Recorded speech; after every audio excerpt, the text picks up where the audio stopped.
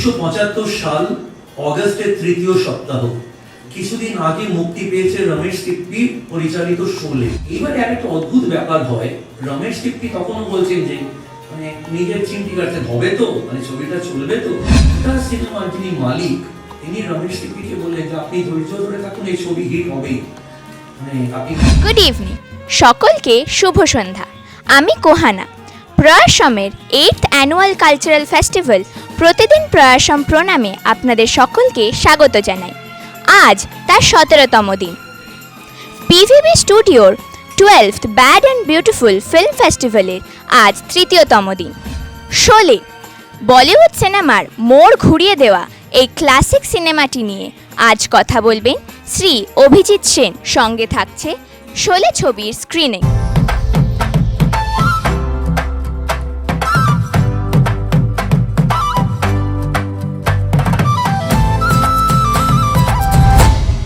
বিগত দিনগুলিতে আমরা নানা স্বাদের অনুষ্ঠান আপনাদের সামনে তুলে ধরেছি। সেই রেশ ধরে আজকেও আমরা আপনাদের সামনে উপস্থিত থাকব। 1975 সাল অগস্টের তৃতীয় সপ্তাহ কিছুদিন আগে মুক্তি পেয়েছে রমেশ সিপ্পি পরিচালিত শোলে।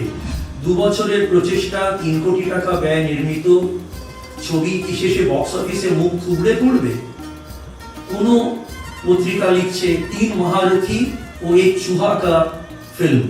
বুঝতেই পারছেন 3 মহারথী কে এবং ইঁদুর কে। কেউ বলছে এত রক্ত কেন এই ছবিতে। দুটি বাণিজ্যিক পত্রিকা ট্রেড গাইড এবং ফিল্ম ইনফরমেশন ছবিটিকে সরাসরি নাকচ করে দেয়। সদ্যজাত আমাদের ইন্ডিয়া টুডে যে পত্রিকা, তারও কিন্তু এবারে 50 বছর। ইন্ডিয়া টুডে পাক্ষিক পত্রিকা, তখন পাক্ষিক ছিল, বলে শোলের অঙ্গার একদম ছাইয়ে চাপা পড়ে গেছে, এই ছবি চলবে না।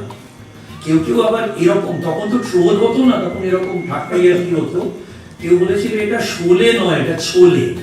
এতটাই ছবির মানে ওরা নাকচ করে দেয়। এই ছবি হয়ে যাওয়ার পর যেটা হয়, তখন সালিম জাভেদ যে স্ক্রিনপ্লে রাইটারদেরও যে একটা দম আছে, একটা ওজন আছে, সেটা ওরা প্রমাণ করে দেয়।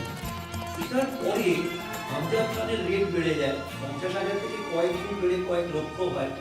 এবং কিছু মানে বছর দুয়েকের মধ্যে ড্যানি এবং আমজাদ খানের রেট এক, ড্যানিরও রেট বেড়ে যায়। মানে আমজাদ খান একটা মানে রিপল এফেক্ট তৈরি করে দেন এবং অল স্ক্রিন ভিলেন্স। সুতরাং that also added to their মানে কিটি এরকম। কিন্তু ওইটাই মানে ড্যানি ছাড়া আর কোনো মেজর গেম হয়নি। ও কত ভুলে যাচ্ছিলাম, ধর্মেন্দ্র কি করতেন তখন we all know that was the beginning of his. Already শুরু হয়ে যায় জুমকুল টুকরো থেকে এমার সঙ্গে ওর একটা রোম্যান্স।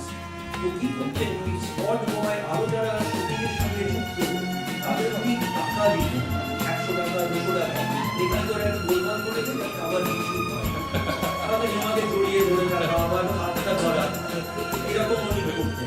একটা বলে আমি উঠি, এই ট্রেন রবারির ব্যাপারটা কিন্তু সত্যজিৎ রায়কেও খুব ইনফ্লুয়েন্স করে।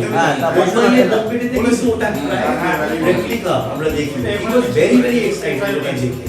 এবং সেই সময় নাকি মিনারভাতে এমন লাইন হতো যে ওটার নামই হয়ে গেছিল শোলে স্টপ। এবং ওই যে বললাম 10-12 দিনের পরে এমন ভাবে সেলস পিক আপ করলো, মিনারভার যিনি ম্যানেজার তিনি পুরো পরিবার নিয়ে ওইখানেই দুটো ঘরেতে তার সংসার পাতলেন। তার আর বাড়ি ফেরার আর কোনো অবস্থা ছিল না এবং লম্বা লম্বা লাইন হতো। এবং এটা অনেকে জানেন যে তখন তো ছবি ব্ল্যাক করার একটা ব্যাপার ছিল, 15 টাকার টিকিট 200 টাকা অবধি রেট উঠেছিল।